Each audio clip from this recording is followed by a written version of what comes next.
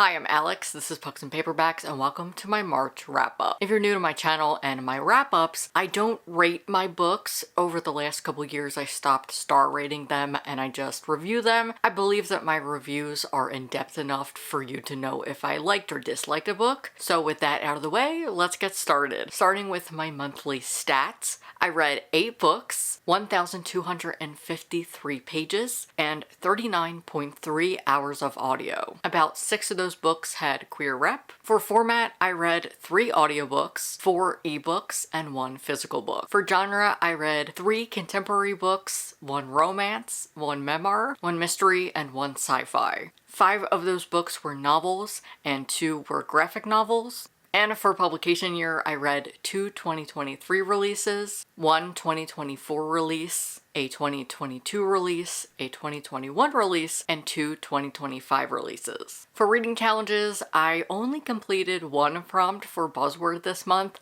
which was the cover challenge. The prompt was to read a book with books on the cover, and I read The Cartographers by Penn Shepherd. I did start a book for the title challenge.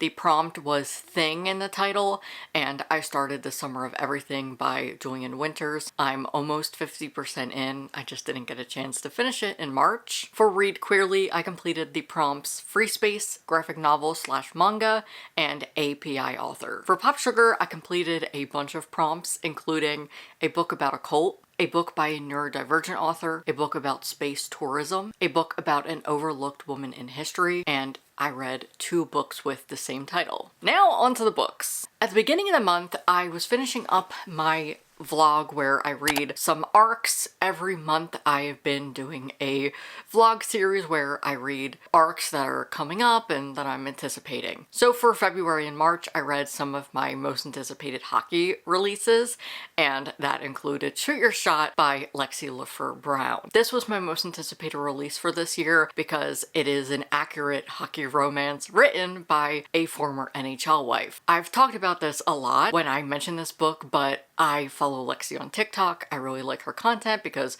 she has debunked hockey romances. Now, this isn't a perfect book. The writing is very cheesy, but I just appreciated what it did. It was just really refreshing to read a diverse hockey romance for once, because we have a queer cast, a bisexual female protagonist, and a black love interest. She clearly had fun with this one, and I do kind of want to retract my statement from my vlog because I just thought that she wrote like a silly hockey romance because she grew fame, but having listened to some of her thoughts about the book as it's been published, this was actually her dream, is to publish something. I don't know if it was a hockey romance, but she wanted to publish something. She has done a lot of writing in school and things like that, so I totally understand. Honestly, I didn't think the writing was too bad. That is a big critique of the book that I've seen just in the hockey community and things like that, but I just feel like I've read worse. I've read a lot of romance that I feel like I might just be desensitized to the cheesiness of it all. The writing is cheesy. I think if you can get past the writing, though, it's still a good story. There are some things that can be critiqued about the book, but I like the way that it talked about art, and the accuracy of hockey obviously was a big thing for me, but also queerness, because in hockey romances, you don't see outside of the umbrella a lot. Usually it's fetishizing Achillean romances. And so to me, I thought this was amazing, because when do you ever see a queer protagonist or any queer rep that isn't Achillean in hockey romances? Usually it's straight or it's Achillean, and that's all I really see. I do have some things on my radar, so look out for a video hopefully this month where I do talk about some of the hockey books I recommend versus what's on my TBR. I'm really excited to finally film that one. Listen, it wasn't a perfect book, but I appreciate what it did. My one critique is I didn't like the third act breakup. I just wish that she would have done something else. But those are my main thoughts on the book, and I'll link the vlog down below if you want to check it out. Content warnings for absent parent, alcoholic parent, emotional abuse from a parent, panic attack on page, grief, mention of death from overdose, sexual content, and depression and anxiety. Next, I did a vlog where I read books with the same title. This is for the Pop Sugar Reading Challenge, and I was able to complete those prompts of reading 2 books with the same title. I read The Cartographers by Penn Shepard and The Cartographers by Amy Zhang. I'll link that vlog down below as well. The Cartographers by Penn Shepard is a sci-fi mystery about cartography, the New York Public Library, and as a big fan of paper towns, I appreciated this book a lot. I read the audiobook, which was fantastic. It's a full narration. It's about, what did I say, 15 hours, I think? It was a chunky audiobook, but I really enjoyed it. The only problem I had was the romance between our main character Nell and her ex Felix. I just didn't feel like this book needed a romance. But besides that, this was so thrilling and a lot of fun, especially if you're a fan of paper towns. Content warning for fire, murder, death of a parent, death, estranged parent, blood, and infidelity. Then I read The Cartographers by Amy Zhang. This is a YA contemporary. It doesn't talk too much about cartography. It's very brief, but overall the book is about mental health as our main character Ocean deals with suicidal thoughts and depression. I just wasn't a big fan of this, and I was so bummed because I read Amy Zhang before and I really enjoyed her book Falling Into Place, but this just was not for me. This just needed to be fleshed out more because I wish we had more time with her roommates. The whole book is her focused on this boy Constant who she meets, and he is just an insufferable douchebag. He's horrible, and it really does talk about being vulnerable in college, but she does a lot of things that are messy, and she is just not on a great path. She is Asian and talks about how mental health is stigmatized in the Asian community, so there's a lot of choices she makes that are understandable, and she's newly in college. However, she's took a year off, and there's just a lot of things that go on in this book, and I do wish we had gotten more time with her roommates because the description of the book says that it's the characters mapping out their futures, which sort of, because one of the girls wants to be a stand-up comedian and she does do that, but I just didn't really get that much from this book because we were so focused on Constant and Ocean. They do talk through a Google Doc, which was interesting, and I would have liked to have seen that as I was listening to the audiobook. I didn't have a physical copy, but I thought that was an interesting addition to the book, but I just wasn't a big fan of it, which really bummed me out. But I'll definitely pick up more from her again because I do like her writing. This just wasn't the strongest book from her. Content warnings for suicidal thoughts and ideations, underage drinking, alcohol. There is a scene where the characters get a fake ID, a migraine on page, and body shaming. Then my hold of The House of My Mother by Sherry Frankie came in, and I actually wasn't planning on reading this book, but I saw it on Libby and I was like, you know what, why don't I just pick it up? A topic I'm passionate about is family vlogging and child influencing. I believe no child should be online unless they're over 18. No faces or anything like that. I absolutely hate when I'm scrolling like TikTok, Instagram, or YouTube shorts and I see a video of a child, and it could just be an innocent funny video, but people really need to think about what they're posting on the internet. I think a lot of influencers who are now becoming parents need to think about what they're doing and what they're showing online. There's many creators that just share like the back of their kids, which is totally fine,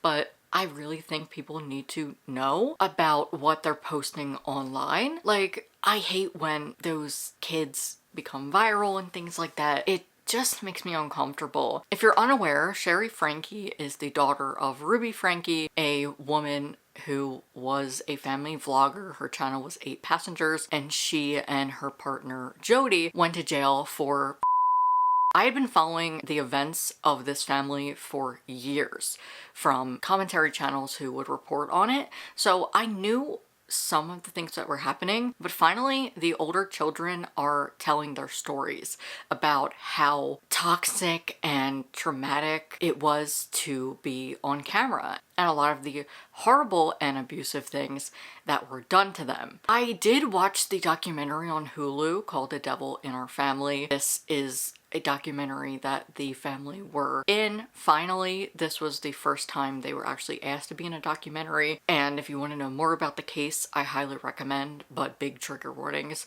because it does talk about and there's a lot of like religious fantasism and stuff like that. There's a lot that goes on. And so I did watch that, but I feel like it didn't give enough context. I was happy that the older children, Sherry and Chad, were finally able to tell their story, because everybody just knew about them from being in this channel. There's a lot of things that people were picking up on, because Ruby would talk about a lot of the abusive things that she did and then like laugh about it. I fucking hate this lady so much. She's horrible, but I thought that Sherry's memoir was really well done, and definitely a required reading if you did watch that documentary, because this gives a lot more context to her life. It does talk about family vlogging a little bit at the beginning and how she felt being on camera and things like that, to really talk about the events after her mother was arrested, or maybe even before, because there's so many things that happen where her dad and her brother Chad were exiled from the family and not able to live in the house anymore. There's a lot of information you learn that you didn't know of before. I hope that these kids get the healing they deserve and are able to just move on from this, because it's just a horrible thing that happened. A positive thing is Sherry was able to help pass a bill in Utah about protecting family vlogging. It's similar to the child actor law in California. I can't remember what it's called off the top of my head, but it does ensure that the kids will have a trust. So I'll actually link it down below for you to read more about it, but I'm so happy that Sherry's able to do something good from a horrible situation. Again, I hope they get all the healing in the world, because this is a horrible situation. But wonderful memoir. I really enjoyed it, and I listened to the audiobook. It took me like 2 days, and again, I'm happy to finally have the story of the children. I also enjoy that she talked about privacy and how she curates what she wants on social media, as well as protecting any details about her younger siblings. It's so important. And again, I just wish that people didn't put their children online ever. I hate when I'm scrolling and I see like a child. It makes me really angry. But those are all of my thoughts on The House of My Mother. I thought it was excellent. Content warnings, Harry Potter mention, child abuse, emotional and physical, trauma, panic attack on page happens multiple times, different scenes, anxiety, suicidal thoughts, religious cult, homophobia, sexual assault, graphic and on page, stalking, gaslighting, manipulation, indoctrination, descriptions of physical and malnourishment. Next, I did a reading vlog where I read some trans books for a week and participated in my friend Reese's yearly reading challenge and book bingo. I had so much fun with this video, and it did pretty well. I was so surprised. Honestly, I didn't think that I would get as much viewership from it, but thank you if you did watch it, and if you didn't, I'll link it down below. I read 3 books. First, I read Lunar Boy by Jess and Shin Wibowo. This is a middle grade sci-fi graphic novel following Indu, a trans boy who is adopted by a family. He lived on the moon and was adopted by a family in New Earth. This talked about language barriers, learning a new language. Mainly they talk in Indonesian and Filipino languages, and he has to adapt to a new place, as well as coming out as a trans boy. That is another layer on top. I thought this was so great. I really enjoyed how much queer and trans characters we had. There's a non-binary love interest, a trans woman, and again, this book doesn't just stick to the LGB. We have so many different identities. There's a pan-romantic character, a bisexual character, and we have our non-binary character. I really adored this. I was just glad to be reading some sci-fi again, and I thought that this was really wholesome.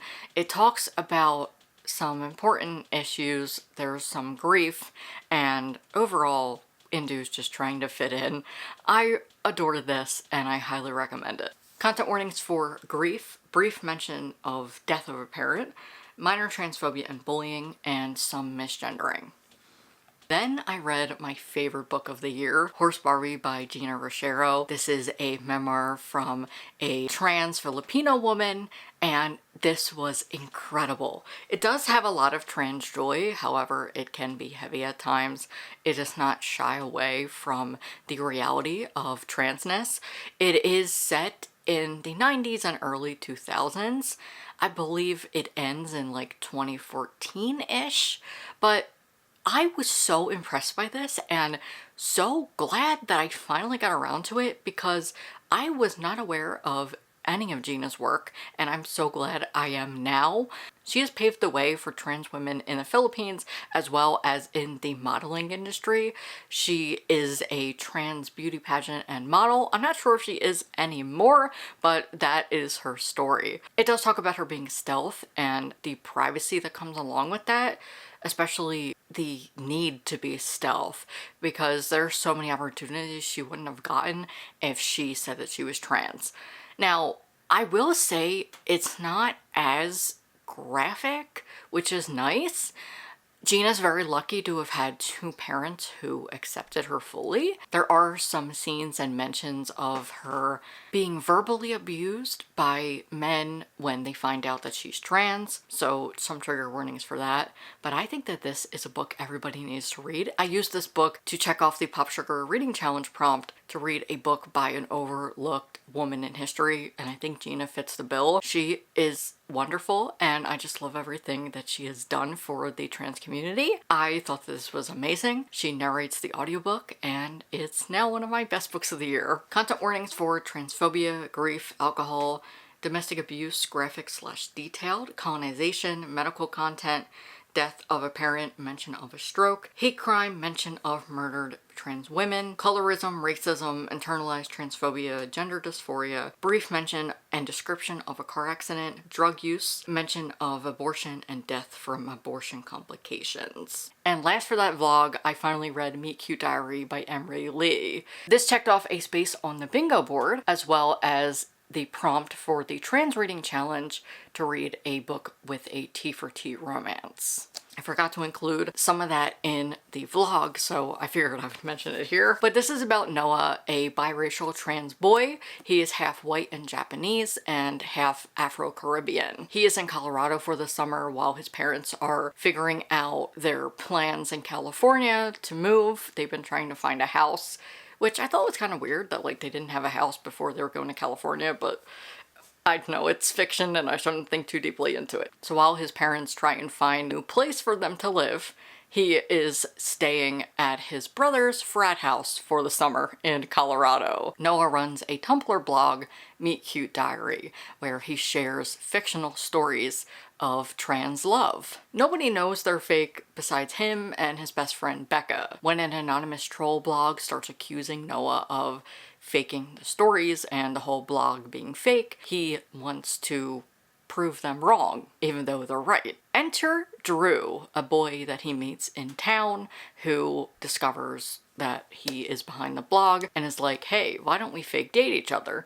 And Noah's like, oh my god, great idea. Drew, horrible person. Oh my god, I hated Drew so much. He gave me anxiety. I hated him. So they start fake dating and like taking pictures for the blog and things like that. But Noah's not realizing how much of a jerk Drew actually is. Now, he's looking for a job because his parents tell him he needs a job since they cut off his credit card. And so he's looking all around for a job and it's just not coming to him. His brother works at a summer camp and Noah is able to work there with him. There he meets Devin, a non-binary person who he starts to catch feelings for. Devin is one of my favorite characters. I loved M so much. He's a sensitive, anxious person, and honestly, I could relate to M a whole lot.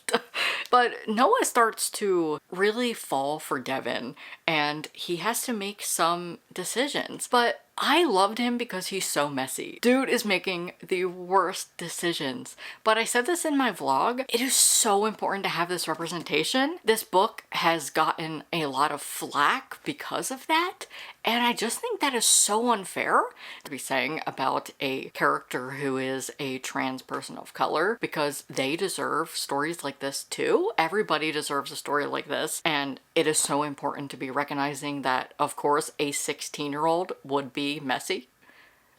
I said this in my vlog, but like, imagine you at 16. You probably were insufferable as well and made horrible decisions. So I really enjoyed that Noah, at the end, he still is fucking up, but he does change in some way. I just really appreciated this book. I thought it was great. I'm so glad I finally got around to this because I loved it. And last, before bed on March 31st, I read the entirety of Out of Left Field by Jonah Newman. This is a YA graphic novel. It's very short, hence why I was able to read it in like an hour before I went to bed, but it was in my Libby holds and I was like, you know what, why not? I wasn't a huge fan of this. I enjoy what it did, but it just wasn't that happy. This is a semi-autobiographical graphic novel about Jonah Newman, a gay man, and he is chronicling his time in high school. Jonah makes horrible decisions, but it felt very realistic. He's in the closet for the majority of the book, and he is being bullied profusely by boys on the baseball team. He ends up joining the baseball team and is learning that he's pretty good. But there's a lot of things that go on here. It is semi-autobiographical, but I do wish, because we have some fiction, that there might have been a little bit more development and learning, because Jonah does do a lot of shitty things. Firstly, he is with the baseball guys and laughing as they are saying some homophobic comments and slurs. He doesn't really learn from that all that much. Like, obviously he doesn't say the slurs anymore, but I just wish that was more of a moving lesson for him. There's also a girl on the baseball team who feels a lot of misogyny and sexism happening, and Jonah's just like, and I'm like, dude, are you gonna learn from this or anything? Like, it was fine. It just doesn't have a lot of joy, and I understand this kind of representation, especially because this is set in like the 2000s, but because there's some fiction to it, I would have liked a little bit more. He does learn about himself and grows into his sexuality and enjoying being gay, but there is a lot of internalized homophobia that I wish he would have unpacked a little bit more. I also thought that it was a little bit too quick because there's just like a lot of things that happen. The book is organized in seasons, so it's very much like snippets of time in his life when he was in high school. So I enjoyed what it did, but ultimately it wasn't my favorite. And those are all the books I read in March. Thanks so much for clicking on this video and spending some time with me. I really appreciate it. If you enjoyed the video, give it a like and leave a comment. Let me know what your favorite or least favorite book you read in March was. And if you don't feel like leaving a lengthy comment, you can just leave a book emoji. If you would like to support me further, I have a Patreon. Thank you to my top patrons for their continuous support. I am going to be announcing something on Patreon in the next couple weeks. And if you become a free member, you will also get access to knowing about that early. I am going to make a full video here on YouTube about it, but if you want to be the first to know, the link is down below to my Patreon to sign up for free. If you'd like to watch more, I'll put my trans vlog here and you can subscribe there. Bye.